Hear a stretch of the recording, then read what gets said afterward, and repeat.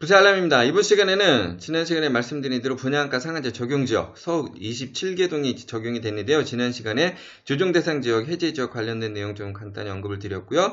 이 내용 또한 이제 보도자료에서 나왔었죠. 이미 많이들 접하셨을 거고, 이건 보도자료 내용 관련해서 분양가 상한제 적용 배경하고 적용 지역에 대해서 한번 살펴보도록 하겠습니다. 이번에 분양가 상한제 적용 지역은 서울 27개 동인데, 거기서 보면 이제 강남 4구에서 22개 동이 지정이 됐고요. 마포구 1개동, 용산구 2개동, 성동구 1개동, 영등포구 1개동이 지정이 됐습니다. 이렇게 요 내용 이렇게 보시면 됩니다. 이렇게 보시면 되고, 강남 4구, 그러니까 총 22개 동인데요. 뭐 개포동, 도곡동, 삼성동 다 알만한 동네들이죠. 예, 이런데 강남 4구 여기서 이렇게 지정이 됐고요. 마포, 용산, 성동, 영등포 등도 이렇게 5개 동이 지정이 됐습니다. 분양가 상한제 적용 배경 관련해서 보도자료 내용을 근거로 한번 좀 알아보도록 하겠습니다. 일단 강남 4구는 정비사업이나 일반 사업이 있고 최근 집값 상승률이 높은 지역이고 뭐 당연한 얘기겠죠. 그리고 영등포, 여의도동 뭐 이런 데는 고분양가 책정 우려가 있기 때문에 일단 지정을 했다는 내용이고요. 국내적인 경제 불확실성 뿐만 아니라 서울 분양가 같은 경우 그러니까 지난 1년간 집값보다 일단 4배 이상이 오르고 있고, 이게 또 집값 상승을 지금 부추기고 있다는 겁니다. 그래서 이거 악순환을 끊겠다는 이제 취지가 있고요. 지금은 이렇게 27개 동만 지정을 했지만은 주변 시장이 불안하게 되거나 고분양가 이렇게 책정 우려가 있을 때는 계속해서 이제 추가로 그러니까 지정을 하겠다는 내용이고요. 이번 분양가 상한제 적용 배경을 이제 기화로 삼아서 뭐 투기 세력들이 뭐 이렇게 조장을 한다거나 뭐 그런 이유로 반짝 뭐 상승할 수 있는 부분이 있겠지만 저는 이게 지속적으로 가지 않으리라 봅니다. 결론적으로 분양가 상한제 적용 관련 내용은 향후에 그러니까 집값 안정화에 많이 도움이 되리라 봅니다. 서울의 분양가 상한제 27개 동 지정 배경에 대해서는 일단 구 단위로 선별을 했고, 그 중에서도 최근 집값 상승률이 높거나 고분양가 이렇게 책정 우려가 있는 곳을 종합적으로 고려해서 동 단위로 지정을 했다는 거고요.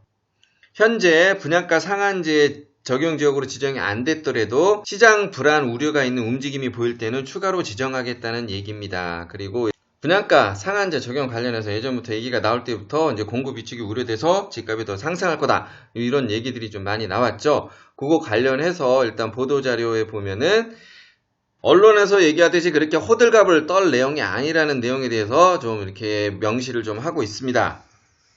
정부의 반박 내용이라고 할까요? 이제 그런 거 그렇게 여러 가지 이제 언론이나 이런 데서 많이 좀 선동을 하기 때문에 이런 내용을 한번 기술을 한 것 같습니다. 지난 2017년에도 한번 분양가 상한제 적용을 했었죠. 근데 이제 그때랑 좀 틀리다는 거죠. 이번에 선정한 내용은 지난번에 이렇게 시행령에서도 나왔지만은 투기과열 지역으로 하나 이제 선별적으로 시행을 하고, 그리고 가장 큰 목적은 과도한 이익을 적정화하는 것으로 크게 위축 우려는 없다고 보는 겁니다. 과도한 이익은 누가 가져갈까요? 물론 건설사도 포함이 되겠죠. 그리고 지금 지정된 지역을 보면은 서울 전체 27개 동 같은 경우는 서울 전체의 5.8% 정도가 지정이 된 거로 보시면 되고요. 이렇게 분양가 상한제 지정을 한다고 하더라도 분양가에 일단 이윤도 포함되어 있고, 건설사 측면에서 볼 때는 과도한 이익을 가져가는 것이 아닌 그러니까 적정 이윤을 가져가게 하겠다, 이제 그런 내용이고, 대부분 관리처분 인가단계 이후 지역들이 좀 포함되어 있고요. 그 내용을 보면은 지금 현재 서울 그러니까 관리처분 인가단지는 약 54개, 약 6만 5천 세대에 해당하게 되고요. 6개월 내 분양하면은 분양가 상한제 대상에서 이제 제외된다고 하는데, 이 내용이 뭔지 한번 살펴보도록 하겠습니다. 이 내용은 뭐냐면은 2020년 4월 28일 일단 기준으로 보면 되고요. 이게 무슨 얘기냐? 자, 이후 분양가 상한제 관련해서 이게 시행이 된 게 2019년 10월 29일입니다. 이때부터 좀 약간 좀 유예를 준 게 있는데, 이 기간부터 6개월이면은 2019년 10월 29일부터 6개월이면은 2020년 4월 28일 정도가 됩니다. 이때까지 설령 이렇게 분양가 상한제 적용 지역으로 지정됐다고 하더라도 이때 입주자 모집 승인 신청을 하는 분양단지에 대해서는 분양가 상한제를 적용하지 않겠다는 겁니다. 이런 분양단지들은 분양가 상한제 적용을 받지 않게 해서 조금 더 이제 빨리 이제 분양을 하려고 하겠죠. 그래서 공급은 크게 줄어들지 않을 거다, 이런 내용을 얘기한다고 보시면 되고요. 2019년 11월 현재 서울에서 추진 중인 332개 재건축 재개발 사업 중에서 앞에서 말씀드린 관리처분 인가단지 54개, 그리고 사업이 본격화되고 이렇게 착공된 게 81개. 요거는 올해 뭐 분양된 것도 있고 뭐 작년에 분양된 거 있죠. 이걸 합해보면은 한 135개 정도가 되는데요. 세대수만 13만 세대에 지금 달하는 상황입니다. 그래서 공급 위축으로 인해서 가격이 불안정하게 또 상승할 거라고 얘기하는 상승론 부동산 전문가나 일부 언론들, 아니면 말고시 주택 가격 상승론에 대해서 보도자료를 통한 정부의 메시지가 아닐까, 그렇게 봅니다. 그리고 또 하나 근거자료를 올렸는데요. 이건 뭐냐면은 2007년도에 이렇게 분양가 상한제 적용했을 때 여기서 보면은 그때도 공급 위축 우려 뭐 이런 얘기가 나는, 여기 한번 이제 데이터를 보시죠.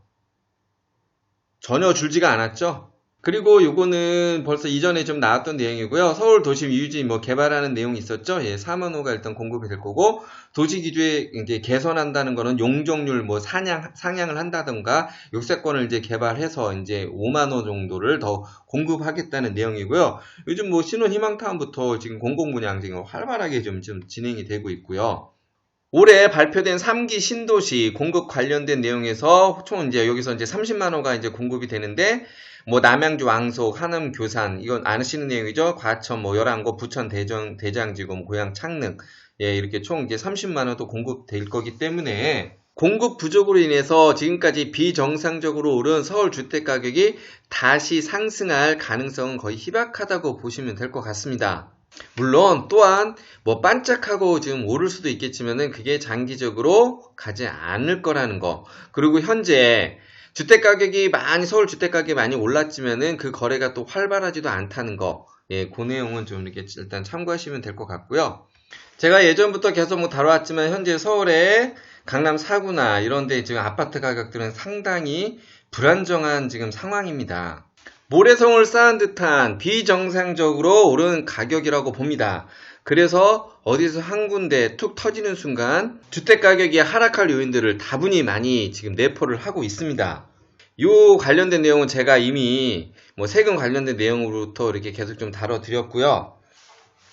서울 불패라는 얘기만 믿고 현재 무리해서 주택에 투자하시는 거는 좀 주의를 하시라는 겁니다.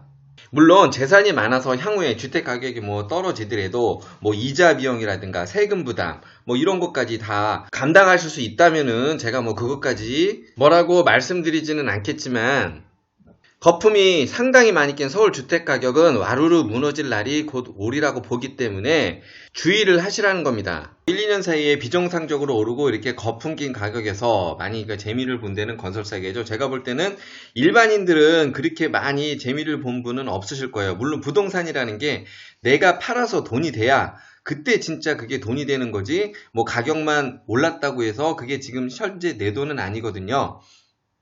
제가 볼 때는 이렇게 비정상적으로 오른 가격으로 인해서 공시지가만 상승을 하고 일단 세금은 세금 부담대로 하고 향후에 주택가격이 떨어질 때 더욱 손해가 커질 가능성이 많다는 겁니다. 현재 시장 상황에서 재미 본 분들은 이런 분들이 좀 해당될 것 같습니다. 일단 건설사입니다. 건설 분양사는 고분양가로 분양하고 마진을 충분히 뭐 챙겼지만 향후에 주택가격이 하락한다고 해서 이분들은 뭐 손해갈 거 없죠. 두 번째, 현재 이렇게 오른 주택 가격으로 매도하시고 빠져나간 분들, 이런 분들이 가장 재미를 많이 보고 로또를 맞았다고 봅니다.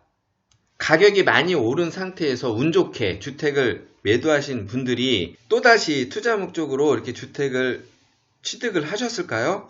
저는 거의 없다고 저는 개인적으로 봅니다.